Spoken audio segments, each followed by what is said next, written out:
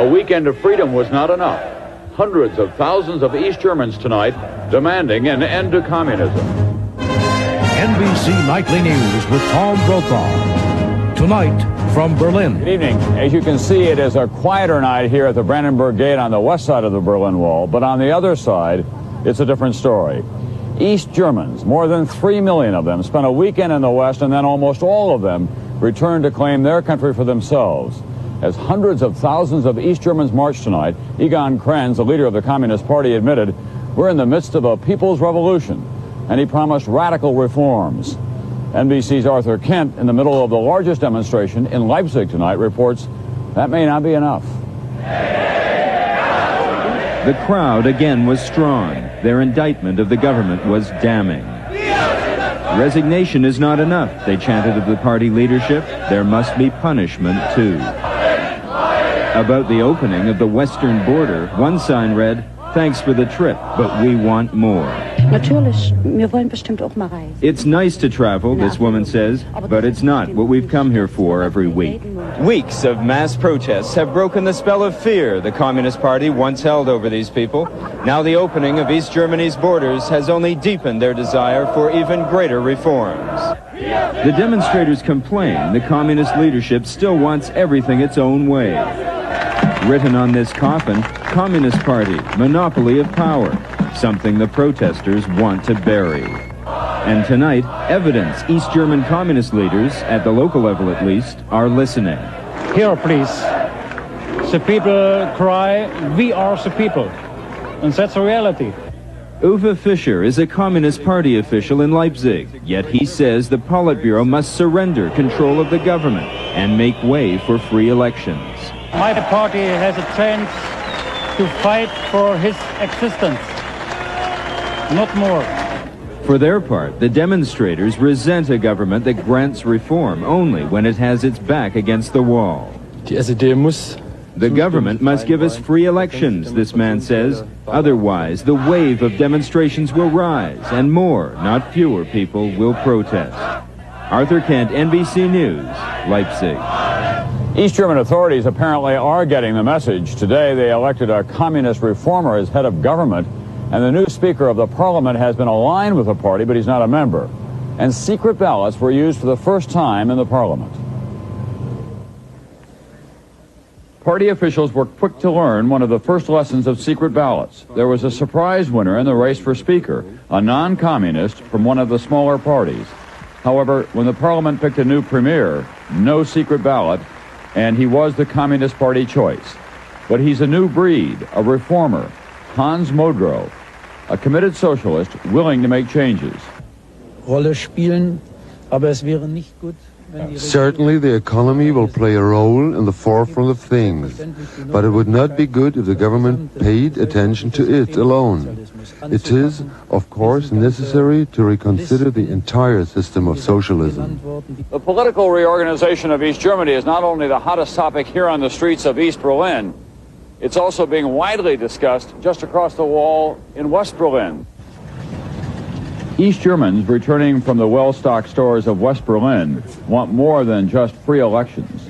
Would you like to live in West Berlin? Würden Sie gar nicht hier wohnen? Nein. No. Would you like your husband to work in West Berlin and bring home West Berlin money to East Berlin? Würden Sie gar nicht, dass Ihr Mann hier arbeiten würde? For now, at least, it looks as if West Berlin won't be overrun by East Germans looking for a new job, much to the relief of the West Berlin mayor. If they have freedom, if they have democracy, if they have freedom of traveling, if they have a good chance for the future to improve their economy, why shouldn't they stay in their country? Leaders of East Germany's largest reform movement, New Forum, don't want to lose their countrymen to the West for political as well as economic reasons. You can live good, and we must change the situation in society now. We fight against the dictatorship of the Communist Party. As East Berliners headed home from their jobs this evening, it wasn't just another Monday night in November. It was the beginning of a testing time for them and every other East German. Many East Germans who visited the West over the weekend are more determined than ever to meet that test.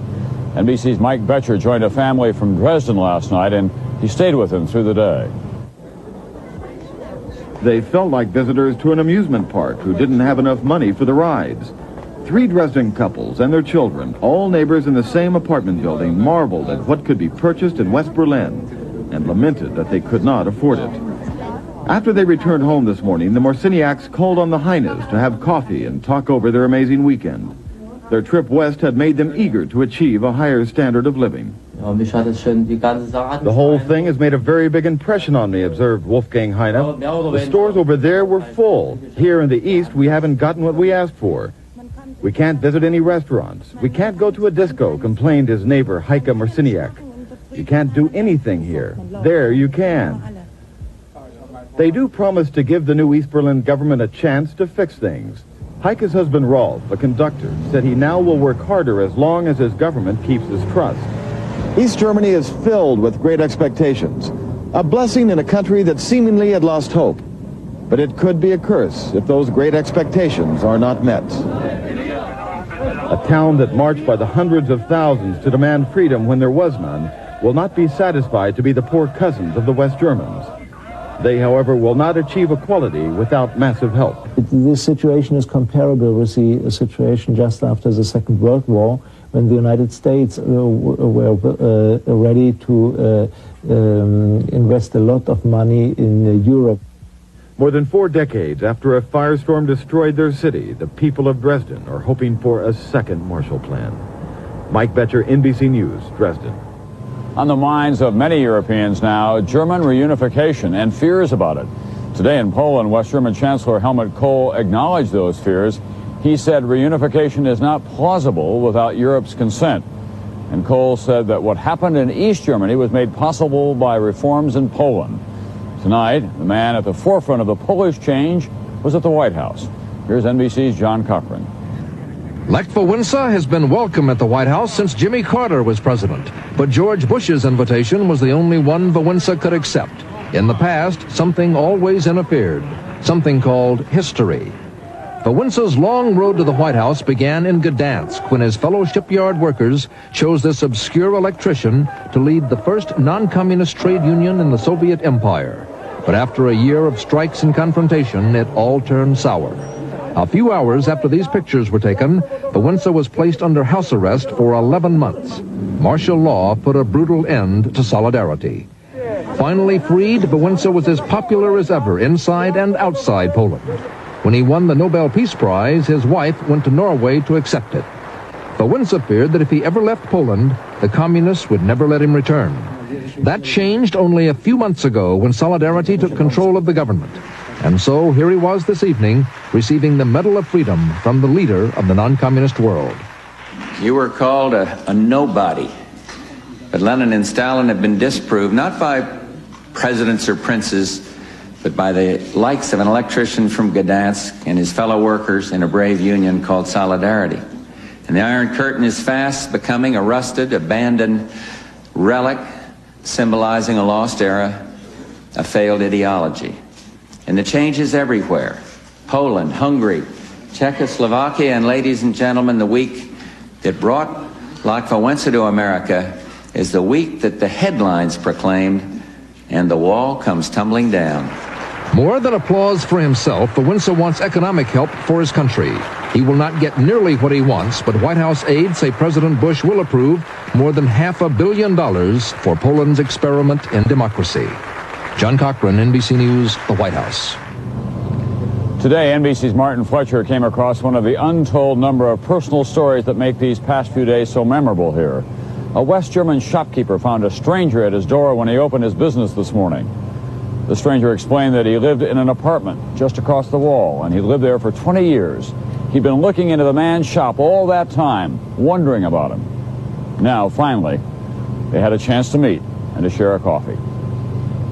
I'll be back with more news in a moment.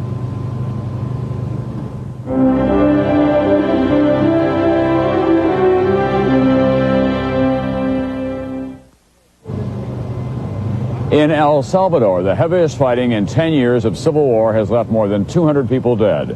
The White House charged today that the leftist rebels are getting help from Nicaragua and Cuba, but said there are no plans for any U.S. intervention. NBC's Jane Whitney. Savage fighting raged for the third straight day. The latest targets were mostly poor and working-class neighborhoods skirting the capital. Army gunships with heavy machine guns fired on rebel strongholds and buzzed the city. The leftist rebels struck back. Hour by hour, the death toll mounted. Hospitals, short of staff and medical supplies, struggled to keep up with treating hundreds of injured Salvadorans. The army and the guerrillas have both suffered heavy losses, but so far neither side has broken. Even in the wake of their failure to spark an insurrection, the rebels are energized by the latest round of fighting. They say they're determined to recapture local and international support they've lost and force the right-wing government to deal with them as part of the peace process. Causarle el número mayor de bajas al enemigo. Others say their only mission is to kill as many of the enemy as possible. Porque ellos son incapaces de topar con las unidades militares. Publicly, army officials scoffed at the guerrilla offensive. Most are observing the dawn-to-dusk curfew imposed by President Alfredo Cristiani last night. Others ignored the government appeal to stay at home and ventured out into the streets.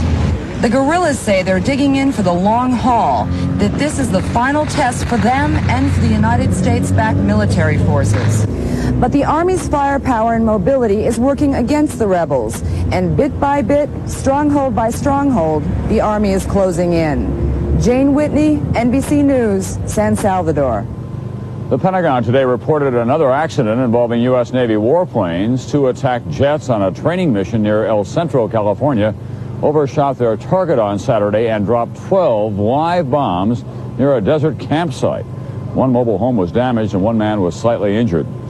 Not long ago, Gregory Rockman, a South African police officer of mixed race, made headlines when he publicly accused his colleagues of brutality against dissidents. Well, today, Rockman was arrested, charged with attending an illegal gathering, and he was suspended from the police force.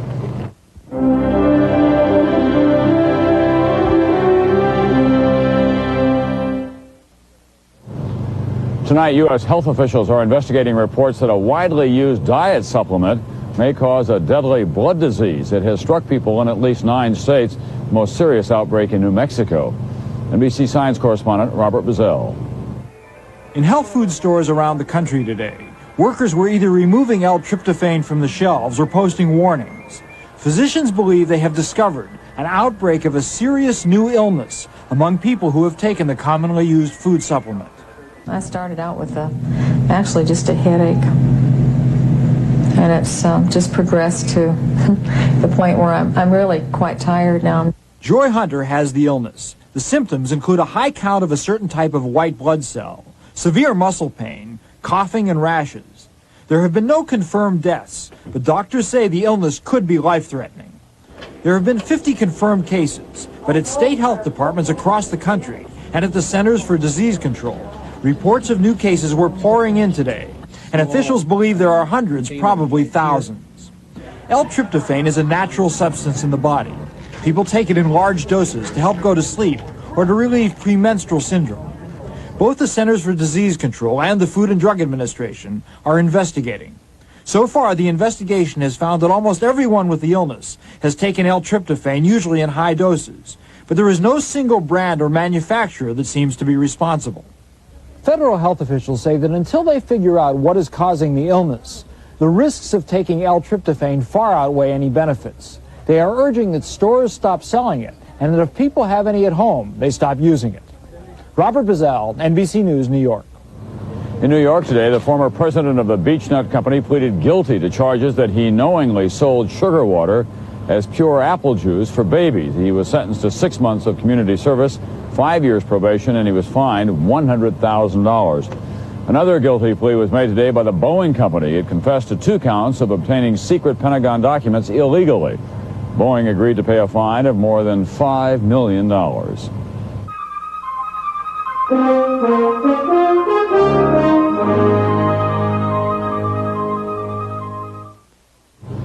West Germany's foreign minister today reaffirmed his country's commitment to NATO. As for the United States, questions are being asked now about its NATO commitment. Does it have to be so large? NBC's Fred Francis tonight. Sergeant Stevens. The GI's mission along West Germany's Fulda Gap hasn't changed. Warn of a Soviet attack and then die if necessary to delay it.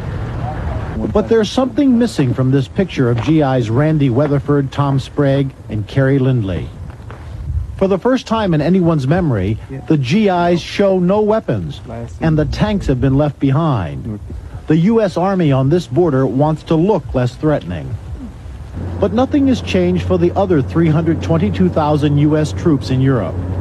They trained to fight the big war against the Warsaw Pact, and Americans pay the largest share of the bill. Each U.S. taxpayer spends 150% more than each European to defend against the Warsaw Pact. That's $150 billion a year, half the Pentagon's annual budget. But many experts say there is now less need for U.S. tanks and troops. The Poles want to cut their army by half, the Hungarians too. And now the East Germans may need their troops to fill abandoned civilian jobs. Many in Congress see huge savings in all that, but not NATO's commander. We definitely need NATO in this time when nobody can predict anything about what's going to happen. General Galvin says now is the time to talk to the Soviets, as his staff did last week when tensions were high over turmoil in East Germany. One call to a Soviet colonel put fears aside. He said, we're going to cool it. What are you going to do? And we said, we're going to cool it too. Troops will go home, Galvin said, when that kind of cooperation produces a treaty. Fred Francis, NBC News, Fulda, West Germany. Czechoslovakia's border is only about 100 miles southeast of here. In the Communist Party newspaper today, it deplores the changes sweeping throughout Eastern Europe and Czechoslovakia. The front line is still the rule in that country. At least he's there tonight. This is called the Palace of Justice. It is not a palace, and these people doubt the justice. An old world kiss for Hanna Panika from Vladimir Manek. They and 3 other dissidents went on trial today. The charge, writing a letter to the government saying they would place flowers on the graves of victims of Soviet oppression in 1968. They were arrested. Protest is not tolerated nor frequent in this country. On the anniversary of the modern Czechoslovakian state, 10,000 people demonstrated. Dissidents admit it was not much of a turnout in a country of 16 million people. Today, barely 200 people were in Bratislava to support the dissidents on trial for writing a letter. They prayed for the 5 who faced 3 to 10 years in prison. And they shouted, "We want democracy." Among the 5 on trial, a former leader of the Czech Communist Party, who believes it's time for changes as in Hungary, as in Poland, as in Deutsche Demokratische Republik. In Germany. In Germany, yes. One man said, "I have lived with fear of the Nazis, fear of the Soviets, and now fear of our own government." One Western diplomat says the winds of change blowing across Eastern Europe are no more than a gentle breeze here in Czechoslovakia. Rick Davis, NBC News, Bratislava.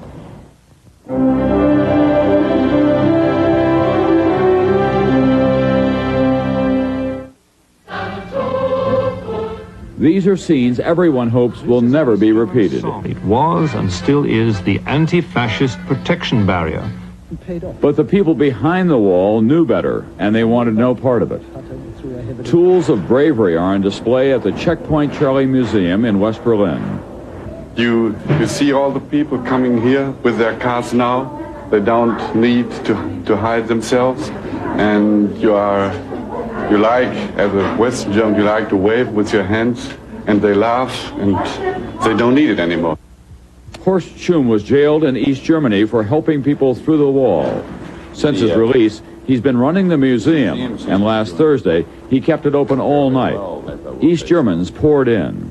They were shocked, surprised and shocked, because in the DDR, they didn't knew something about escapes. They didn't know about the hot air balloons and ultralight planes. When 4 East German men and a pregnant woman swam to freedom, beating a patrol boat to safety, an English tourist took the pictures. Hey, well done! For tourists from both sides of the wall, this is a museum of courage. I could imagine, but I don't know if I would have the courage to do it, because you risk there are only 2 possibilities. The first possibility is you do it and you're free, and the other possibility is we can't do it, and, well, we're shot. Now, a new spirit at Checkpoint Charlie and for the museum. A letter of thanks addressed to the people of West Germany, handed to an American by an East Berliner as she returned home after a weekend of freedom. And at last, she asked if they ever could answer in the same way. She wonders if East Germany will ever be able to return the hospitality. Yes, it could always welcome back those who challenged the wall and survived. That's Nightly News for this Monday night, once again from Brandenburg Gate. The beginning of a new week and a new age for Germany. Just the beginning. The shape and length still to be determined.